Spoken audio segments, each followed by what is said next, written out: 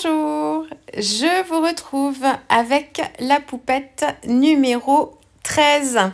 Alors hier je vous montrais la petite astuce là du foil appliqué sur la modeling paste Daily Swap.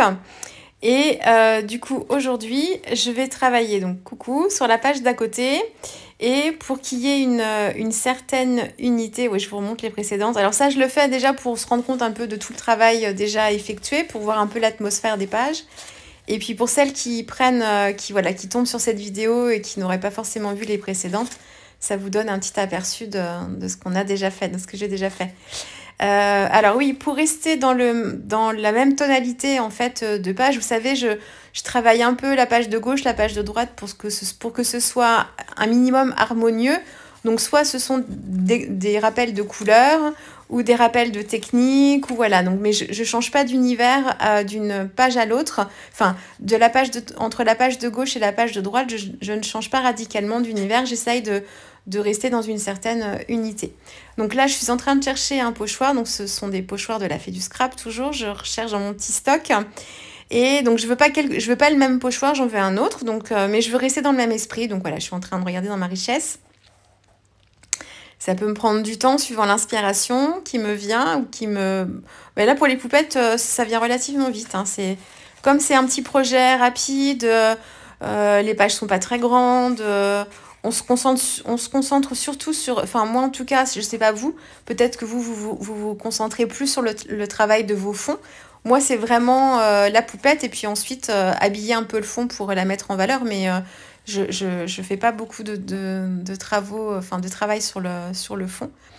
Voilà, donc j'ai choisi ce grand motif de feuilles, de nervures, la très nervurée. Et donc je prends le temps de bien fixer ma page de gauche avec du masking tape et un papier brouillon pour bien la protéger. Je fixe mon pochoir aussi avec du masking tape pour éviter qu'il ne bouge. Voilà, et une fois que j'ai passé la modeling paste, donc c'est la modeling paste Daily Swap, donc j'ai utilisé la même pour rester dans le même esprit. Et j'aime bien son côté, oui, justement un petit peu plastifié quand elle sèche, cette modeling paste là. Donc voilà, donc je vais pas travailler plus mon fond que ça, je la laisse sécher. Là j'active un tout petit peu avec le heat gun, hein. Mais je veux pas du tout, son pouvoir collant ne m'intéresse pas pour cette page-là. Donc je la laisse vivre sa vie un peu, je la sèche un petit peu pour éviter de faire des bêtises, mais je la laisse tranquillou et elle va sécher au fur et à mesure comme ça. En combien de temps elle sèche totalement, je saurais même pas dire. Est-ce qu'en 1 heure elle sèche complètement? J'aurais tendance à dire oui quand même. Peut-être en une demi-heure, je suis pas certaine que vous ayez vraiment, que quand vous passiez le doigt dessus, ça colle plus. Mais en 1 heure, je pense quand même oui. En tout cas, ça va plus vite que le glossy. Ça, c'est sûr. Le glossy, c'est très rapide. J'en mets pas beaucoup, là, mais j'en mets sur les yeux quelquefois. J'en ai mis, oui, sur les yeux des petites filles de temps en temps. Mais autant sur les yeux des petites filles, comme il y en a pas beaucoup, ça sèche quand même assez vite. Enfin, en 1 heure, à peu près, on est débarrassé. Mais sur des grands motifs, mais quelquefois, ça met une nuit entière. C'est pas possible.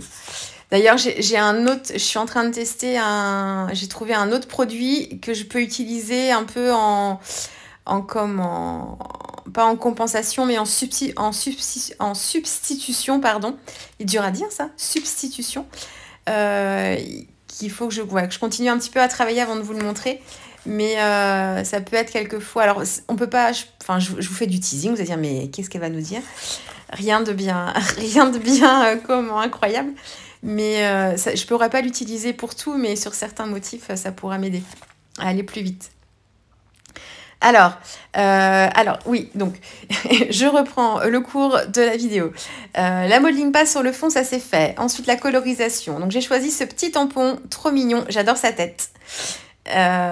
J'adore sa tête, ouais, bref. Elle est dodue. Alors, vous me direz, bah, elles sont toutes dodues. Non, elles sont pas toutes dodues. Elles sont pas toutes comme ça. Moi, j'aime bien celle-là. Et je vais la travailler avec son petit oiseau et sa cage à oiseaux. Donc, j'ai appliqué la technique du masque. Alors, pourquoi j'utilise beaucoup cette technique-là sur ce projet? C'est parce que mes pages sont assez petites, hein. C'est un format 10-15. Et du coup, si je veux mettre plusieurs éléments dessus, il faut que les éléments se superposent.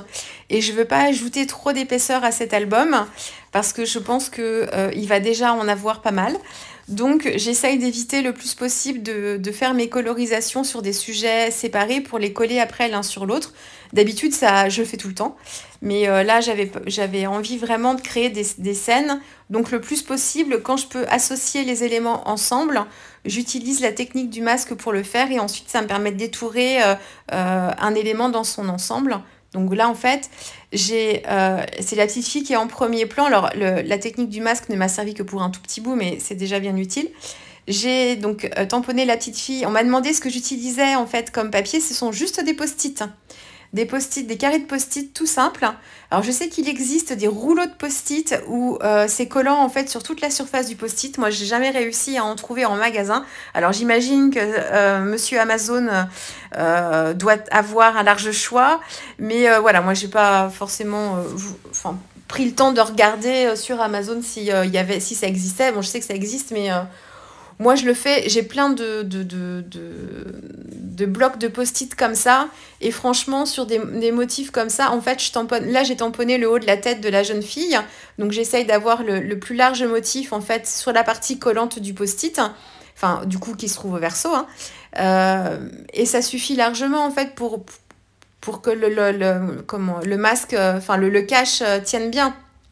Après, il tient pas sur l'ensemble, mais comme je n'applique que de l'encre, en fait, je tamponne que de l'encre dessus, j'applique pas de technique humide par-dessus, donc c'est pas du tout gênant, hein, donc ça suffit largement. Après, dans les post-it, vous avez plein de tailles différentes, vous avez les rectangulaires aussi, suivant le motif de tampon que vous avez.